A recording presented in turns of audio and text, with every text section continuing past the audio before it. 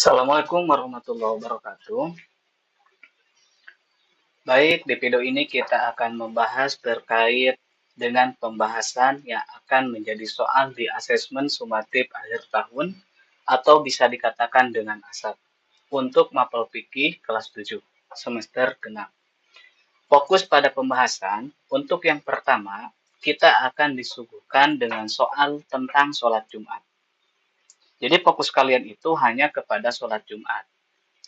Bagaimana pengertian sholat Jumat, bagaimana rukun sholat Jumat, apa saja yang menjadi syarat Jumat, dan apa saja yang menjadi sunnah Jumat. Nah, itu fokuskan kepada hal-hal tersebut. Yang kedua, yaitu sholat jamak dan qashar. Soalnya itu difokuskan kepada sholat jamak dan qashar. Yang ketiga, zikir dan doa. Yang keempat, sholat dalam kondisi tertentu. Dan yang kelima, sholat sunnah. Walaupun sholat sunnah ini merupakan materi di semester ganjil, sebagaimana arahan dari Ibu Pembina Madrasah, bahwasanya untuk soal asat ini, 30%-nya itu mengambil dari semester ganjil. Makanya dimasukkanlah sholat sunnah. Seperti yang telah kita ketahui, bahwa sholat sunnah itu yang kita bahas, yaitu misalnya sholat duha, sholat tarawih, sholat witir, sholat khusuf, dan lain sebagainya. Tentu kalian sudah mengetahuinya, tinggal dilihat di buku semester 1. Baik, kita memasuki slide yang pertama. Untuk slide yang pertama, itu mengenai hukum sholat Jumat bagi laki-laki muslim yang balik dan tidak berhalangan adalah, misal, ketika kalian dihadapkan atau disuguhkan dengan pertanyaan seperti ini, untuk menjawab pertanyaan seperti ini, carilah petunjuknya. Petunjuknya, cari kata kunci pada materi. Nah, di soal ini, itu kita cari dulu, apa sih yang akan ditanyakannya. Kalau di soal ini yang ditanyakan itu hukum sholat Jumat. Fokus saja kalian itu masuk ke dalam hukum sholat Jumat. Gitu. Jadi bagaimana hukum sholat Jumat bagi laki-laki? Laki-laki itu muslim, balik, dan tidak berhalangan. Paham tidak sampai sana? Jadi cukup difokuskan saja, ya. Bagaimana hukum sholat Jumat bagi laki-laki muslim yang balik dan tidak berhalangan. Dulu telah dibahas oleh kita bahwasanya hukum sholat Jumat itu adalah fardu ain. Fardu ain, ya. Atau ada yang mengatakan wajib ain. Seperti itu. Jadi fardu ain dan wajib ain itu sama saja. Hukum sholat Jumat itu fardu ain untuk siapa? Untuk laki-laki yang muslim. Jadi bagi laki-laki yang muslim itu sudah wajib loh untuk melaksanakan sholat Jumat. Tetapi yang muslimnya yang bagaimana? Yang sudah balik. Berarti kalau ada laki-laki muslim yang belum balik, maka itu tidak termasuk ke dalam fardu ain hukum sholat Jumat. Seperti itu. Dan tidak berhalangan. Oke, dapat disimpulkan bahwa hukum sholat Jumat bagi laki-laki muslim yang balik dan tidak berhalangan, hukumnya adalah fardu ain. Seperti itu. Yang kedua, misal, kalian itu disuguhkan dengan dalil perintah salat Jumat. Bagaimana sih dalilnya? Semua itu harus memerlukan landasan, memerlukan dalil. Jadi bagaimana dalil sholat Jumat ini? Nah, sudah diketahui bahwa yang menjadi dalil sholat Jumat itu adalah Qiyas al-Jumu'ah ayat 9. Kalau Bapak salah, silahkan cari ya. Karena tanpa hilang dosa seperti itu. Itu yang menjadi dalilnya. Masuk ke slide selanjutnya. Makna perintah fas'au gitu.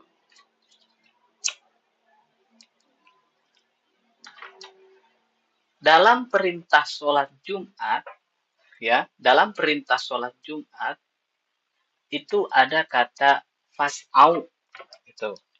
Misal, ayat yang menjelaskan tentang sholat Jumat. Ayat yang menjelaskan salat Jumat.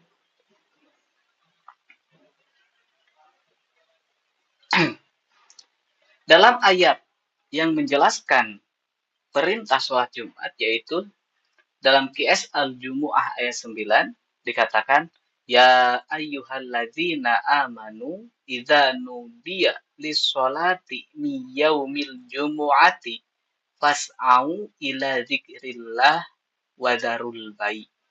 Fas'au gitu. Dalam kalimat atau dalam perintah sholat Jumat ada kata fas'au. Bagaimana sih makna fas'au?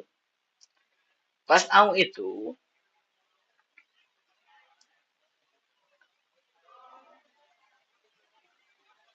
itu adalah berusaha bersungguh-sungguh segera menuju. Jadi tinggalkan gitu kan. Gewatkeun fas'au. Fas'au ila dzikrillah, bersegeralah. Nah, gitu. Jadi kalau nanti ada pertanyaan, apa sih makna dari kata fas'au itu adalah bersegeralah atau cepat-cepat seperti itu bisa dikatakan. Selanjutnya, jumlah khutbah dalam soal Jumat. Nah, ini sudah tahu ya, jumlah khutbah dalam sholat Jumat itu ada dua. Ada khutbah yang pertama dan ada khutbah yang kedua. Gampang kalau seperti ini. Salah satu rukun khutbah Jumat adalah, ada yang tahu rukun khutbah Jumat? Ya, rukun khutbah Jumat itu membaca hamdalah. Contoh seperti Alhamdulillah, seperti itu. Atau memuji kepada Allah, Alhamdulillahilladzi, bukan ahyana gitu ya. Yang kedua membaca sholawat. Assalatu wassalamu ala asrafil anbiya'i wal mursalin. Itu membaca sholawat. Yang ketiga berwasiat dengan takwa. Ya ayyuhan nas ittaqullah.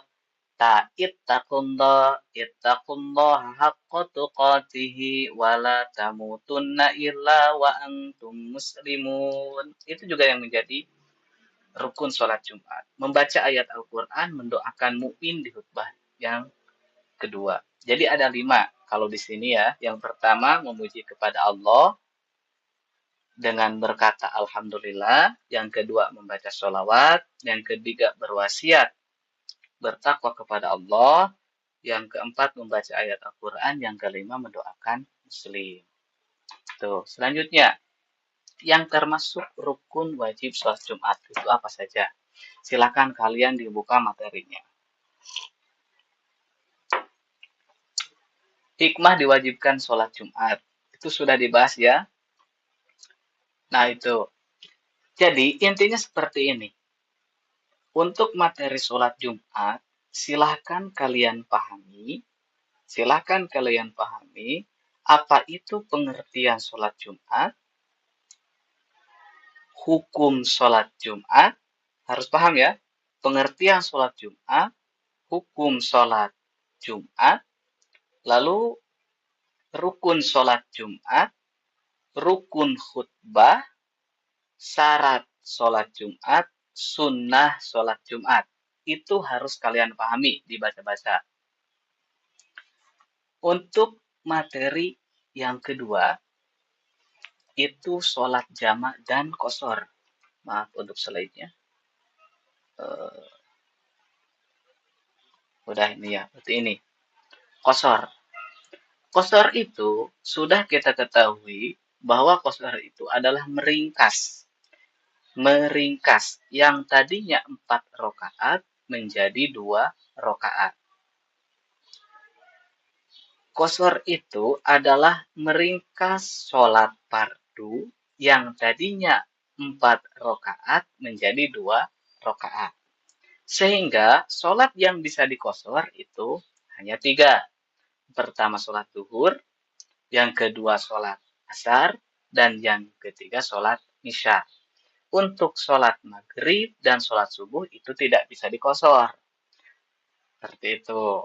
Jadi cuma 3 ya yang bisa dikosor itu.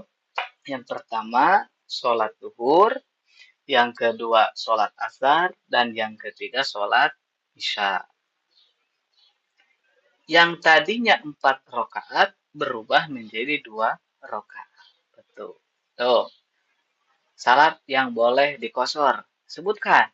Kosor artinya meringkas. Itu gampang ya, seperti itu. Salat yang dapat dijamak. Nah, ini ya, yang selanjutnya adalah jamak. Jamak, ya mana jamak? Salat yang dapat dijamak. Jamak itu adalah mengumpulkan secara bahasa. Secara istilah, jamak itu mengumpulkan 2 salat fardu dalam satu waktu. Di antara sholat yang bisa dijamak, dalam sholat 5 waktu, hanya ada 4. Yang pertama, duhur dengan asar. Yang ketiga dan keempat, maghrib dengan isya. Ya. Yang ke-1 dan yang kedua, duhur dengan asar. Yang ketiga dan yang keempat, maghrib dengan isya. Itu sholat yang boleh dijamak. Ketika sholat asar dilaksanakan atau dilakukan pada waktu zuhur, maka itu dikatakan sebagai jamak takdim. Dan ketika sholat zuhur dilaksanakan pada waktu asar, itu dikatakan jamak takhir. Seperti itu. Nah, ada hikmahnya. Kenapa sih harus boleh dijamak sholat itu? Apakah setiap sholat itu boleh dijamak? Bisa dijamak kalau ada rukhsah. Rukhsah itu adalah sebuah keringanan. Misal, untuk sholat seorang musafir seperti itu. Itu boleh dijamak. Qashar yang selanjutnya, jamak takhir, zuhur dan asar dilaksanakan pada waktu apa? Misal, ingat ya, jamak takhir itu ketika zuhur dan asar dilaksanakan pada waktu asar. Sholat yang kedua. Jamak takhir itu adalah mengumpulkan 2 sholat fardu dikumpulkan pada waktu sholat yang kedua. Antara sholat duhur dan asar, yang menjadi waktu sholat yang kedua adalah sholat asar. Ketika sholat duhur dilaksanakan pada waktu asar, maka itu dikatakan sebagai jamak takhir. Makanya ketika ada pertanyaan jamak takhir, duhur, dan asar dilaksanakan pada waktu, jawabannya apa? Ya, jawabannya adalah asar. Seperti itu. Lanjutnya, qashar berlaku untuk sholat yang rakaatnya berapa? Ini gampang sih, sudah dijelaskan ya.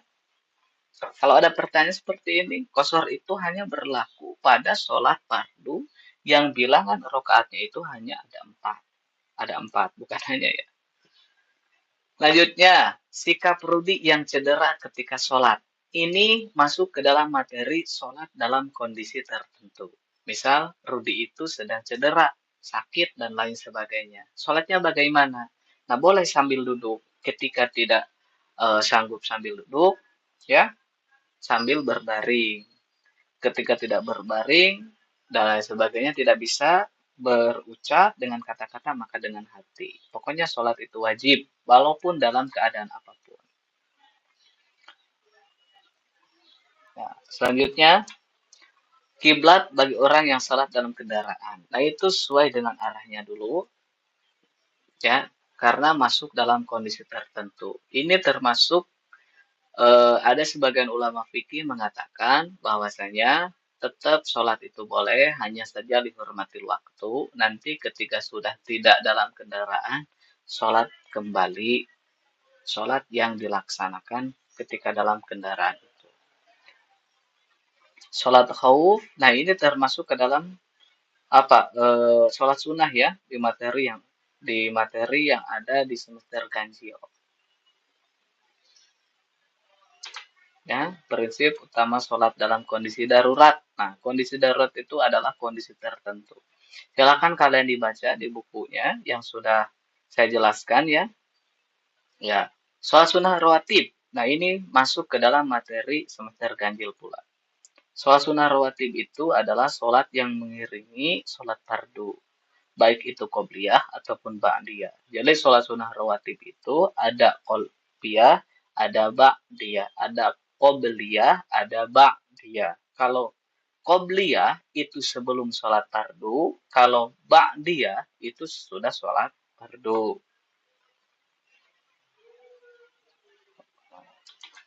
Nah, sudah. Itu yang menjadi kisi-kisi ataupun yang akan menjadi soal di asesmen sumatif akhir tahun ini. Semoga video ini memberikan kejelasan bagi kalian semua. Videonya disimak, videonya diperhatikan, videonya dipahami, sambil membuka buku pelajaran. Terima kasih. Wassalamualaikum warahmatullahi wabarakatuh.